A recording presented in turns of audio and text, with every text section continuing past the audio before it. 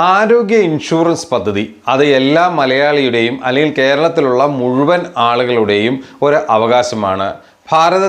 ഇന്ത്യയിലെ ഓരോ ജനതയുടെയും ആരോഗ്യപരമായ കാര്യങ്ങൾ കൃത്യമായി മുന്നോട്ട് കൊണ്ടുപോകുന്നതിന് സഹായം നൽകുന്നതിന് കേന്ദ്ര സർക്കാർ വിവിധ പദ്ധതികൾ തയ്യാറാക്കിയിട്ടുണ്ട്. അതുപോലെ തന്നെ കേരള സർക്കാരും വിവിധ പദ്ധതികൾ തയ്യാറാക്കിയിട്ടുണ്ട്. പക്ഷേ ഇതിനാരും ആരോഗ്യപരമായ ഇത്തരം മേഖലകൾക്കാരും രാഷ്ട്രീയ ലാഭം കൊയ്യാൻ ഉപയോഗിച്ചിട്ടില്ല. എന്നാൽ ആരോഗ്യ ഇൻഷുറൻസ് കാർഡ് പുതുക്കുന്നു എന്ന പേരിൽ BJPയുടെ നേതൃത്വത്തിൽ സംസ്ഥാന തലത്തിൽ തന്നെ വലിയ തോതിലുള്ള നുണപ്രചാരണവും പണപ്പിരിവും നടന്നു വരികയാണ്. സംസ്ഥാന സർക്കാരിൻ്റെ ആരോഗ്യ സുരക്ഷാ പദ്ധതിയായ കാസ്പ് കേന്ദ്ര സർക്കാരിൻ്റെതാക്കി മാറ്റിയാണ് പ്രാദേശിക ക്യാമ്പുകൾ BJP നേതൃത്വത്തിൽ നടത്തുന്നത്. തിരുവനന്തപുരത്ത് വിവിധയിടങ്ങളിൽ ഇത്തരം ക്യാമ്പുകൾ സംഘടിപ്പിച്ചതായി ആരോഗ്യ വകുപ്പിന് വിവരം ലഭിച്ചിട്ടുണ്ട്.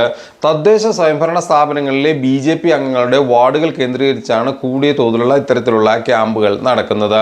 കാസ്പ് അധികൃതരുടെ അറിവില്ലാതെയാണ് ഈ ക്യാമ്പുകളെന്നും ഇതിലൂടെ ലഭിക്കുന്ന കാർഡുകൾ ഇൻഷുറൻസ് പരിരക്ഷ നൽകില്ലെന്നും ആരോഗ്യവകുപ്പ് വളരെ വ്യക്തമായി തന്നെ അറിയിച്ചിട്ടുണ്ട്. കോർപ്പറേഷനിലും വിവിധ പഞ്ചായത്തുകളിലും ക്യാമ്പുകൾ സംഘടിപ്പിച്ചതായിട്ടാണ് ഇപ്പോൾ വിവരം ലഭിക്കുന്നത്.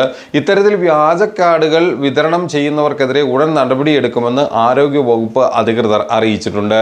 BJP ഭരിക്കുന്ന തദ്ദേശ സ്വയംഭരണ സ്ഥാപനങ്ങളിലും അവരുടെ വാർഡുകളിലും കൗൺസിലർമാരുടെ നേതൃത്വത്തിൽ കോർപ്പറേഷൻ പരിധിയിലും ക്യാമ്പുകൾ നടന്നു വരുന്നതായിട്ടാണ് ഇപ്പോൾ വിവരം പുറത്തു വരുന്നത്.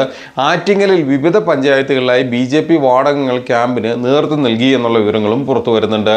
ഉദ്യോഗസ്ഥരും ഇതര ജനപ്രതിനിധികളും എത്തി ക്യാമ്പ് തടഞ്ഞ സംഭവവും ഉണ്ടായിട്ടുണ്ട്.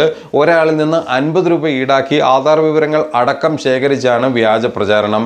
ആരോഗ്യ ഇൻഷുറൻസ് പദ്ധതിയിൽ പുതിയ രജിസ്ട്രേഷനോ പുതുക്കലിനോ യാതൊരുവിധ അറിയിപ്പും നൽകിയിട്ടില്ല എന്ന് കൃത്യമായി തന്നെ ആരോഗ്യ വകുപ്പ് അധികൃതർ മുന്നറിയിപ്പ് നൽകിയിട്ടുണ്ട്. ഈ ഘട്ടത്തിൽ നിങ്ങൾ പണം നൽകി വഞ്ചിതരാകുകയാണ് ചെയ്യുന്നത്.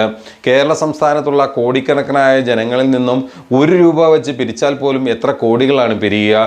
ഈ ഘട്ടത്തിലാണ് ഓരോ വ്യക്തിയിൽ നിന്നും 50 രൂപ വെച്ച് പിരിച്ച് വലിയ കോടിക്കണക്കിന് രൂപയുടെ തട്ടിപ്പ് നടത്താൻ കേരളത്തിലെ BJP നേതൃത്വം ശ്രമിച്ചു വരുന്നത് നടത്തിക്കൊണ്ടിരിക്കുന്നത്. ഇതിനെതിരെ ശക്തമായ ജനവികാരം ഉണരേണ്ടതുണ്ട്. കാരണം ഇല്ലാത്ത പദ്ധതിയുടെ പേരിലാണ് ഇവർ ഇപ്പോൾ ഈ തട്ടിപ്പ് നടത്തുന്നത് എന്നുള്ള വിവരങ്ങൾ വളരെ കൃത്യതയോടെ തന്നെ പുറത്തു വരുന്നുണ്ട്.